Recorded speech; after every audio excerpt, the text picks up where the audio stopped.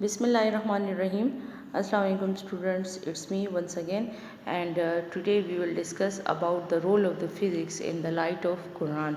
That how the physics Quran emphasizes the Muslim on the study of the knowledge nature.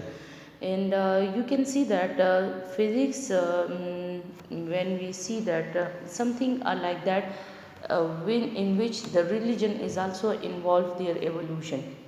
If we see the Islam religion, so Islam also emphasizes the person to get the knowledge about the surrounding and to collect the data to see the things how they came into the existence, how they make the rise and fall, and how the rain came into the existence, each and everything in our daily life which we come across. So the Quran also emphasizes the Muslim. If we see in Quran, there are about 700 verses which are related to the study of the nature, and in the Quran Allah Pak has given the complete description of the existence of this universe and the element which are involved in the existence of this universe also. Each and everything is explained by the Quran. So far the scientists are concerned, so the scientists get the big we can say that the basic idea from the Quran, and then they start their discoveries, they start their developments. So in the light of Quran, if we see that, so also it is emphasizes on the Muslim by the Quran that he get the knowledge about this universe. It is generally accepted that there are more than 700 verses of Quran which ask the mankind to study the nature, and some of them are given below. In Surah Yasin, verse number 40, which is not here but I have given the translation, and the translation in English which is given also in your book. If you see that the translation in Urdu is also there, and the Arabic verse is also present in your book. So if we see in the Surah Yasin, so it is said by Allah that the sun is not to overtake the moon, nor is the night to outpace the day. Each floats in an orbit. That in this verse, Allah says that if you see that the sun is not in the position, that the sun is not allowed to take the path of the moon, and the moon is also not allowed to take the path of the sun. Each one is floating in their own orbit. Orbit means their path, their circular path in which they revolve around the other body. And nor is the night to outpace the day means that if you see that the the night comes, after the night the day passes, day comes, and after the day again night is there, and after the night again day is there.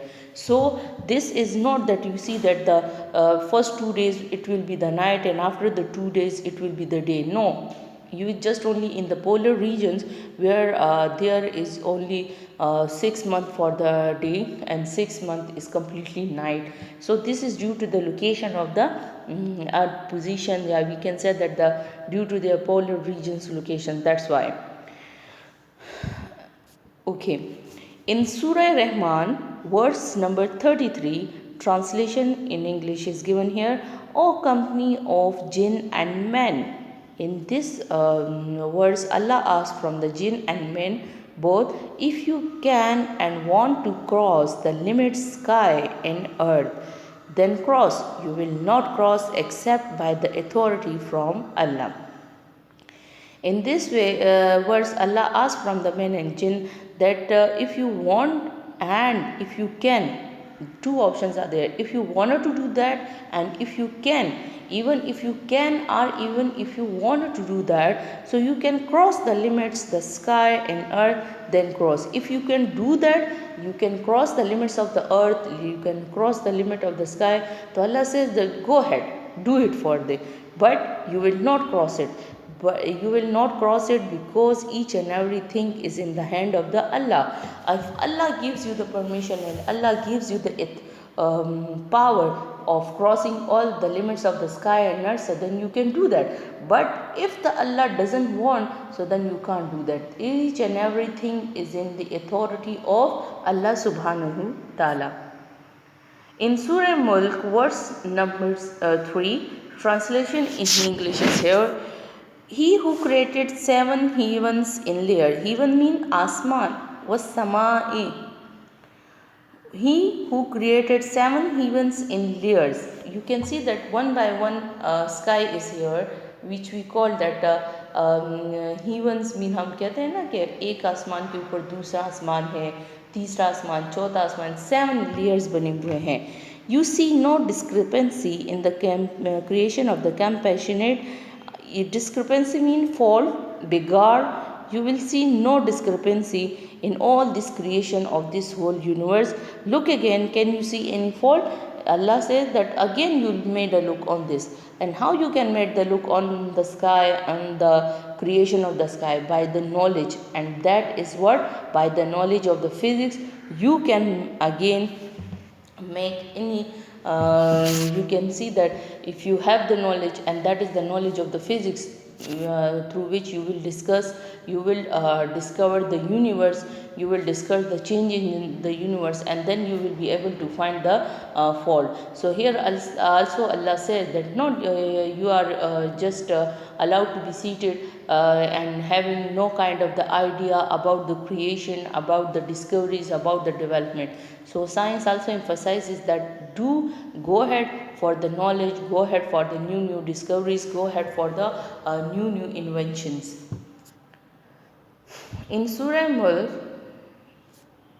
okay, and you also have seen some kind of the words in the Quran which are repeated again and again, and these are like this: afala yatafakkarun, afala yatadabbarun, just like afala yaqilun. So it means that afala means do they not, and yatafakkarun, when the word yatafakkarun means, so do they not think?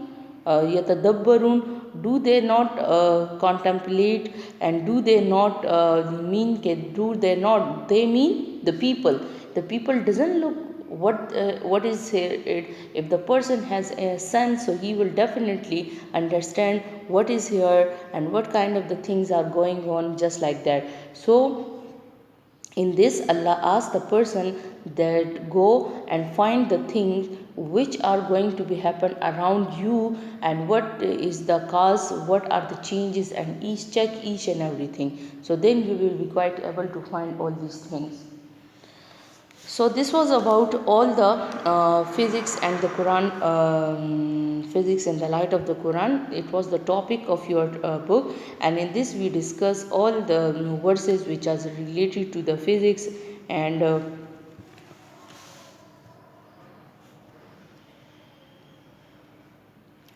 related to the physics, and which gives the information that in physics is also related with our religion, that our religion also allow the person to go and find the things around you in the nature, in the surrounding. So some things are like that the which are prohibited by the some other religions, like the Hindu, like the Christianity, like the Judaism. So there are some things which are prohibited by their religion, but in our Islam is a modern religion in all of them, and it emphasizes the person to go ahead to find things, to discover the things, and to search out what's happening around you. So this was all about the physics in the light of Quran, and I am going to make a review. Okay, this was the first topic, which was the Quran in physics, and then you can see that Surah Yasin verse 40 is there, which was translated to you. In Surah Rahman verse 33 was there. In Surah Mulk verse 3 was there in your book, and then there are the wording which are like the afala yatafakkarun, afala yatadabbarun, and afala yaqilun, and which I discussed to all of you. Thank you so much. Hope you understand it. And this was your another lecture.